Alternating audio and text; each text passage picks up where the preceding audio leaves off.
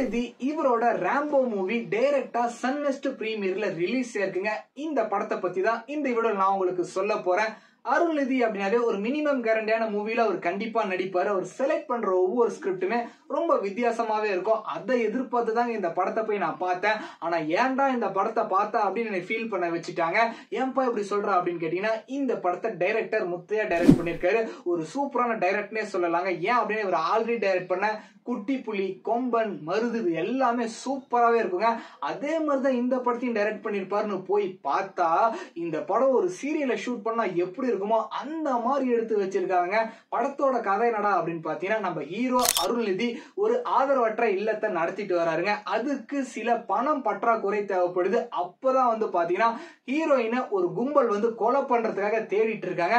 நம்ம heroine hero கிட்ட help கேட்கறாங்க. அதனால அவருக்கு ஒரு பணம் கிடைக்குதுங்க. இதுதான் இந்த படத்தோட கதை. இதுக்குள்ள வந்து பாத்தீங்கன்னா ஹீரோக்கு ஹீரோயினுக்கு எப்படி லவ் வந்துச்சு, அங்கங்க காமெடி, தேவையில்லாத இடத்துல சாங்ஸ், இந்த மாதிரி பல விஷயத்த பண்ணி வச்சிருக்காங்க. இந்த படத்தோட ரன்னிங் டைம் வெறும் 2 hours தாங்க வருது. ஆனா இந்த படத்தை முழுசா உட்காந்து பார்க்க முடியாத அளவுக்கு ஸ்கிரீன் பிளே பண்ணிருக்காரு டைரக்டர் முத்தையா. ஃபர்ஸ்ட் ஹாஃப்ல இருந்து கிளைமேக்ஸ் வரைக்குமே படம் சும்மா பிளாட்டா போகுதுங்க. இன்டர்வல்ல கூட ஒரு ஹைப் இல்ல, கிளைமேக்ஸ்ல சுவாரஸ்யம் இல்ல. அந்த மாதிரிதான் இந்த படத்தை டைரக்டர் முத்தையா டைரக்ட் பண்ணி வச்சிருக்காரு. இந்த படத்துல பண்ண ஒரே நல்ல விஷயம் என்ன அப்படின்னு கேட்டீங்கன்னா, இந்த படத்தை தியேட்டர்ல ரிலீஸ் பண்ணல. அதுதான் ஒரே ஒரு நல்ல விஷயம். தப்பி தவறி தியேட்டர்ல ரிலீஸ் ஆனதுன்னு வைங்களேன், எல்லா ரிவ்யூஸுமே இந்த படத்தை கழுவி ஊத்திருப்பாங்க.